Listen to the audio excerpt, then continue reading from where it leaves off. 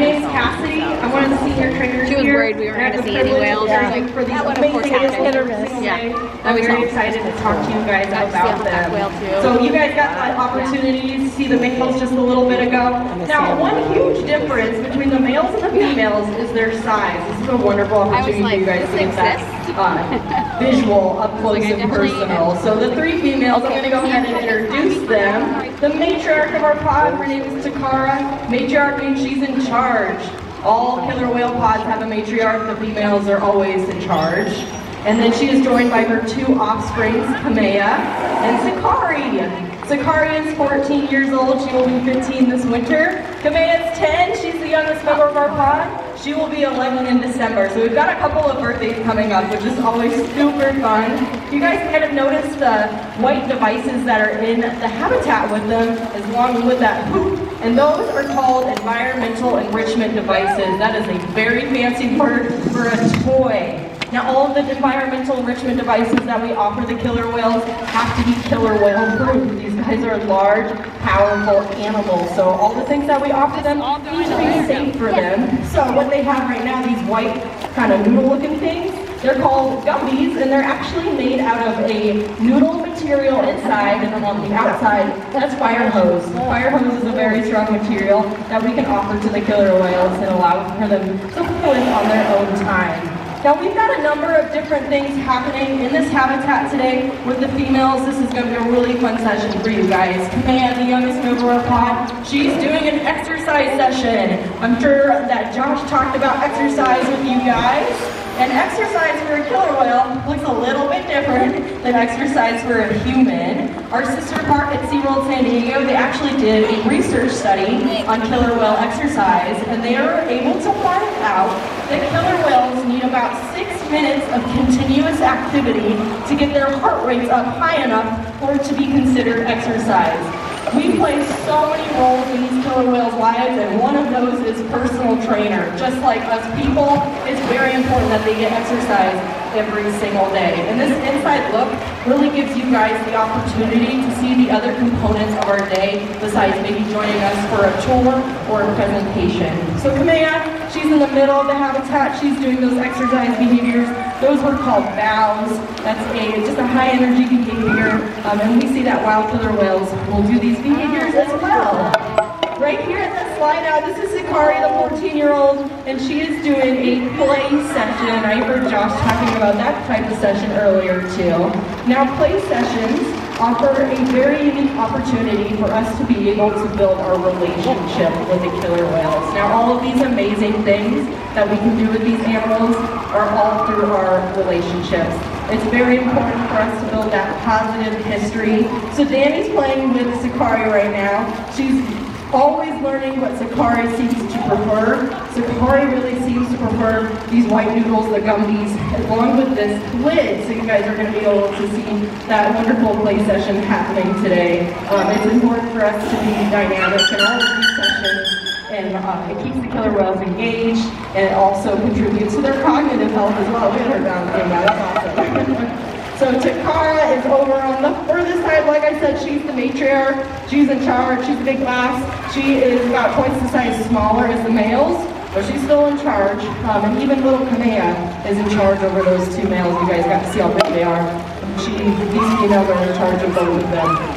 But she is playing with that gummy with Carrie, and she is doing what Josh told you guys about, a relationship session, kind of incorporated with the play too. Those two things kind of go hand in hand, and building our relationship with them, having that quiet time to just be able to do different back rubs, tail whip massages, all those things, and incorporating something that seems to be very positive too, like these gummies that the females all enjoy playing with us and on their free time. So Jacob and Kamea look like they're kind of getting back into their exercise session. I'm going to talk a little bit about the physical characteristics of a killer whale as you guys are getting this up close look at them. So Sakari is showing you her dorsal fin right now. I'm not sure if you guys have heard, the most common question that we get here every single day is about that dorsal fin. You might have seen that the males look a lot different than the females. So that dorsal fin is actually made up of a dense, fibrous connective tissue, similar to the cartilage in our ears or our nose, so there's no actual muscles or bones in there. The males can get to be about 6 feet long, and that individual part of their body can be over 200 pounds. So once they get very tall and very heavy, they don't have that muscular or skeletal support, they might start to lean and continue to grow that way. This is a physical characteristic. It's nothing that affects them negatively or is an indicator of their health. And there's actually 2 killer whales that live in South Africa. You guys get the opportunity with some downtime today. Pull your phone, your computer, Google starboard and port. There are 2 male killer whales that live in South Africa. They look a lot like Kayukentu are. Here's the cool thing. They specialize in hunting great white sharks. They're really amazing. I highly recommend that you guys look them up. They're very, very cool animals, and their hunting techniques are awesome. Speaking of hunting, what makes these animals such great hunters, there's a couple of different things. And Sakari, since she slid out here, this is a good one I can talk about first. So these guys have a special type of camouflage. It's called counter shading. You guys might notice, Sakari is right here right now. Most of her back is black, and then her underside is white. So this serves as a camouflage. When they're trying to hunt and hide from a prey item, their black backs are going to blend in very well with the ocean floor, and their white bellies are going to blend in very well with the sky above. So, another part of their body, and you can see patches of white and gray throughout, that is called disruptive coloration. And a lot of people think that that eye patch, that big round circle, is their actual eyeball. But when Sakari is split out in this position, you see she'll do this again. You guys will hopefully be able to see her eye very well. Let's see. Yeah, can you guys see that eye right in front of the eye patch? Yeah, that's a great way visual for you guys. It's very hard to see that eye. It's a lot smaller than the rest of their body. But that eye patch serves to protect their actual eyeball. If any prey item is brave enough or silly enough to go after a killer whale, they might go after that eye patch instead of their actual eyeball. So those are some fun physical characteristics for you guys. Another reason why they are such amazing predators is because they all cooperate together, they work together, and the matriarch of the pod teaches them specific skills. All the pods specialize in hunting different types of prey. That matriarch is going to teach them how to do that through life, which is really awesome. And we've actually seen that happen with Takara. She teaches these 2 offspring different things. Kamea learned a lot of her behaviors through just watching and following Takara. So that's a special thing to see. Another way that these animals can learn is through capturing. So you guys have heard the vocalizations that the whales have been making today that we've been asking them for. Most of these vocalizations were captured. So the whales were making a sound, and we were able to use a bridge or reinforce them.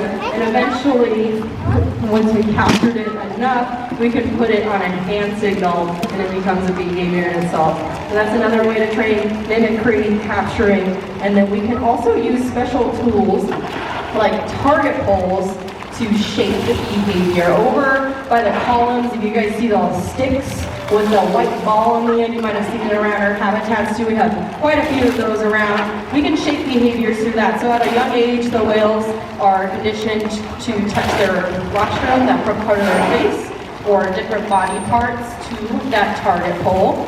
And through that, we can guide them to learn different behaviors. So that bow behavior that Kamea was doing, we've got really big target holes that are like 12 feet long, and we can help guide Kamea to follow that target hole, and then we can shape that bow behavior. Now, all of this, of course, is done through positive reinforcement and operant conditioning.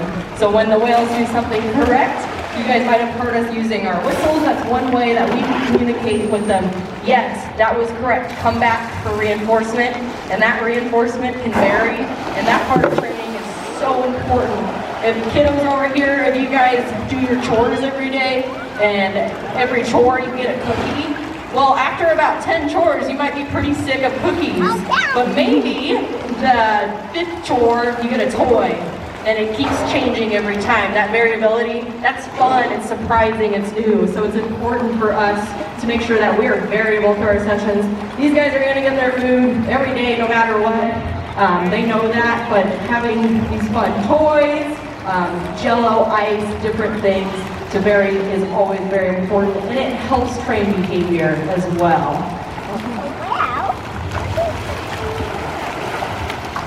So one thing that I really love talking about with everybody is all of the different research studies that we've done here. So we kind of talked about the research study that our sister Park SeaWorld San Diego did with exercise, but Cayuga and two more of the two whales that you met not too long ago actually recently participated in a hearing study. So we were able to understand what their hearing range is. Now, why is this important? So, if you guys have heard of the southern resident killer whale population, they live near Seattle, Washington, and unfortunately, they are endangered. And there's a number of different reasons why they're endangered, and one of those reasons is because they have a very noisy environment, and that inhibits them from being good predators, good hunters. They can't find their prey because they rely on communication. Remember, we talked about cooperation. They communicate with each other to be able to hunt effectively, but they also cannot utilize their echolocation effectively to find these prey items. So, SeaWorld San Diego and here, SeaWorld Cayuga helped contribute to this study so we could find the hearing range of a killer whale. And we did, and it's kind of like an inverse bell graph, so they hear really high-pitched noise really well and really low-pitched noise really well, and it kind of fades and tapers throughout. But what we did is we would play a noise underwater, and we trained the killer whales to blow bubbles when they heard that sound. We have different controls too, of course, so that we can ensure that they're actually hearing those sounds. And we were able to take that data and present it to researchers, and they were able to create sound sanctuaries for the southern resident killer whales. So they have quieter areas to be able to hunt effectively. So that is one of the most amazing things about our jobs is we don't only get the opportunity to build really strong, amazing relationships with these incredible animals, but we also have the opportunity to help contribute to killer whales out in the ocean that are not so good off through these really amazing relationships that we have with these animals. So that is my favorite thing to talk about with you guys is why training is so important. Of course, taking care of their health care, but also being able to do all these amazing research studies to learn about these killer whales too. It's very challenging to gather information on wild killer whales. So these animals are really wonderful and they offer different samples voluntarily. For example, it's really challenging to get the age on a killer whale. So these guys, we've been able to offer a number of different samples like skin samples and fecal samples. And they're able to take that information and learn from it and then go apply it to those wild populations to collect accurate data. It's a lot easier to collect data if you have a control sample where you're able to get these samples, learn how to do it correctly, and then take it out because it's a lot more challenging out in the ocean to be able to find all these samples. But thank you guys for being here today, and we're gonna clear this area out about you guys got 10 minutes, so we're going to be hanging out with y'all. Please, please, please ask us questions. I really hope that you guys have learned something today and enjoyed your time here. We love having you guys back here to be able to teach you and share these incredible animals with you. Thank you guys so much. Have a whale of a day.